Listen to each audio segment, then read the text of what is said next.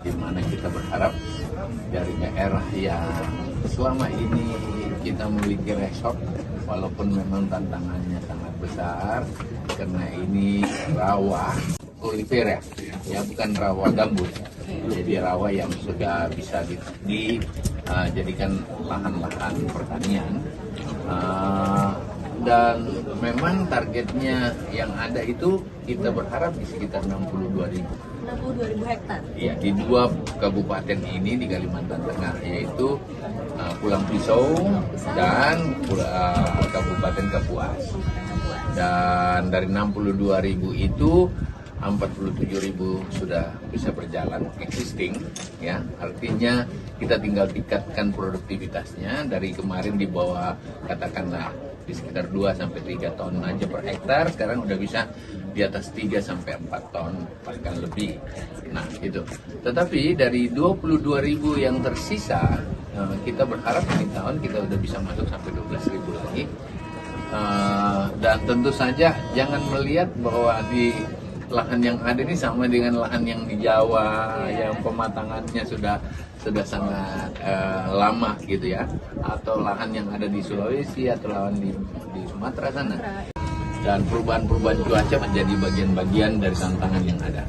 Salah satu tantangan yang paling besar di sini untuk mengembangkan lebih cepat ya di Kalimantan Tengah ini kita lihat seperti hamparannya sangat luas, datar saja, tapi di bawah itu banyak akar-akar pohon gitu. Akar-akar pohon. Iya, jadi tidak semudah kita mengolahnya seperti di Jawa, begitu kita jalankan begitu jalan. Yang kedua, air permukaan tidak pernah kurang. Ya lihat itu air.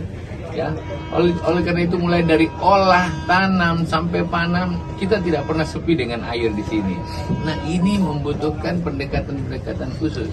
Irigasi kita udah buatkan misalnya, tetapi karena hujan langsung air permukaannya sama, nggak bisa keluar lagi ya. Nah itulah yang menjadi tantangan, dan Bapak Presiden justru merasa ini resort kita ke depan yang harus dikelola. Dari pengalaman nanti tanya, ada Pak Wagub, ada Pak Bupati Kapuas, nanti tanya aja bagaimana sebenarnya dia mengolah selama ini. Dan memang kita baru 2 tahun, tentu saja tidak seperti membalik tangan 1 tahun, 2 tahun, 3 tahun langsung jadi. Dia terus berproses dari tahap ke tahap. Target kita memang sesuai arahan Bapak Presiden, dari 62.000 itu kita masih bisa kembangkan sampai 100.000. Dan kalau lihat 1.000 itu luas banget gitu. Atau ayam kita ajarkan sama mereka, dan tentu saja kita berharap tidak hanya budidaya atau penanaman, tapi paskanya juga dan pengolahannya kita lakukan. Oleh karena itu saya hari ini baru dapat lagi tantangan baru, karena ternyata setelah agak jadi ini padi, datang burung yang banyak. Ini Pak Wagub, Pak Bupati bilang ini burung lagi jadi persoalan lagi, karena ternyata dapat makanan baru. Burung dari mana datang. Secara nasional kita punya padi cukup kan, dari perkiraan BPS cukup secara nasional. Tetapi Kalimantan Tengah sendiri harus menjadi kekuatan tersendiri minimal untuk membackup ketahanan pangan Kalimantan Tengah dan Kalimantan sekitar. Hal yang sama di Kalimantan Selatan, Kalimantan Utara. Tetapi food estate ini dengan upaya yang sangat kita maksimal, kita berharap memang produktivitasnya tidak di bawah 3 ton, yang selama ini hanya kurang lebih 2 ton atau lebih, bahkan di bawah itu. Nah sekarang rata-rata udah di atas 3-4 ton, bahkan Pak Bupati tadi katakan ada di atas 5 ton. Jadi itu padahal kalau dari pengalaman transmigrasi kemarin 5, 7 sampai 10 tahun baru bisa menghasilkan transmigrasi di Perairan. Nah dengan percepatan dan kerjasama semua pihak termasuk TNI, Polri, masyarakat, saya lihat kita dalam 2 tahun ini alhamdulillah sekali lagi menangani food estate di Kalimantan tidak seperti membalik tangan seperti di Jawa, di Sulawesi, di mana. Di sini membutuhkan pendekatan yang lebih intens, karena selain kita berhadapan dengan faktor cuaca dan alam, kita berhadapan dengan jumlah orang juga yang masih kurang, dan tentu saja koordinasi dengan lahan yang sangat luas. Saya nambahkan dari Pak Menteri, yang pertama kita bersyukur karena memang program food estate yang ketahanan pangan yang ada di Kalimantan Tengah khususnya pertanian padi di Pulau Piso dan Kapuas ini dapatkan, sehingga ini juga bisa memberikan dampak positif dalam rangka mendukung ketahanan nasional. Itu saya kira.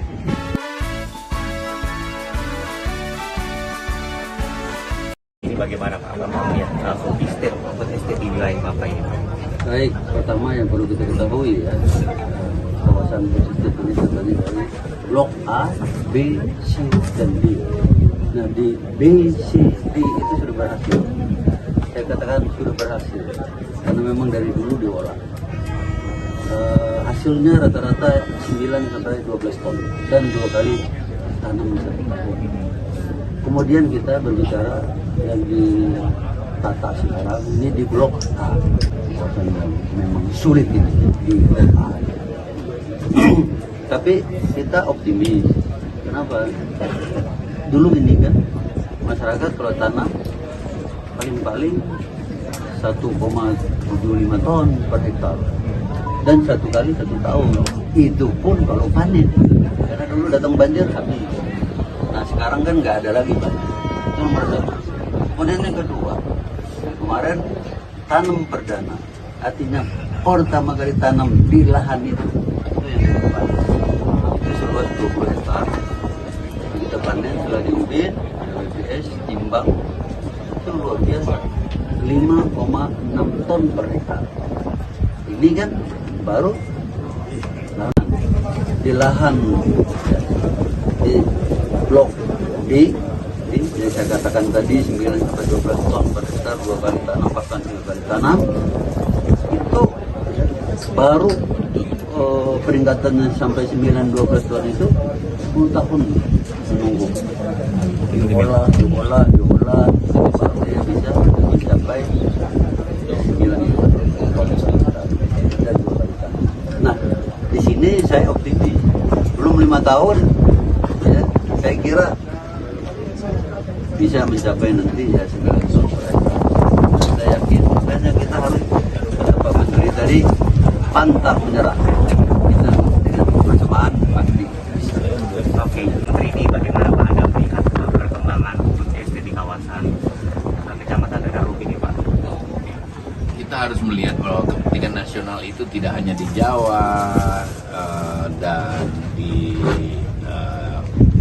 pulau lain. Ingat bahwa lahan kita makin sempit, jumlah orang makin banyak. Oleh karena itu lahan yang masih sangat tersedia dan bisa ditanam adalah di Kalimantan, termasuk Kalimantan Tengah ini Pak Wagub. Hanya saja tidak seperti membalik tangan kan. Sudah air masih terendam sampai setinggi 20-30 cm sampai setengah meter.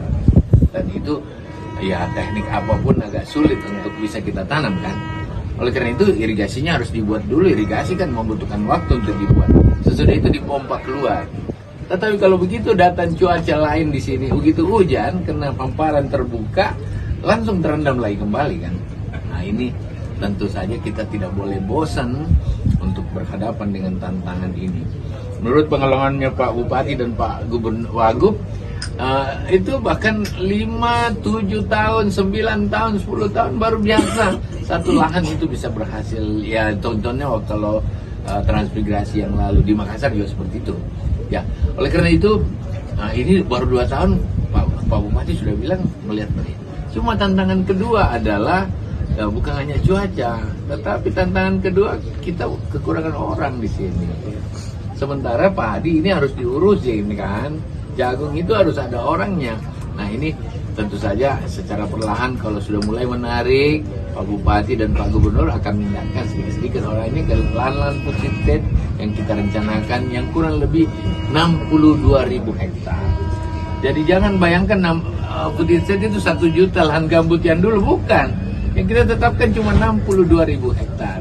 Yang sudah berhasil 47.000. Sekarang kita udah RMU-nya harus dipersiapkan atau penggilingannya harus dipersiapkan agar lebih baik, dan tentu saja memarketkan ini ya membutuhkan juga upaya-upaya yang tidak sedikit kecil ya.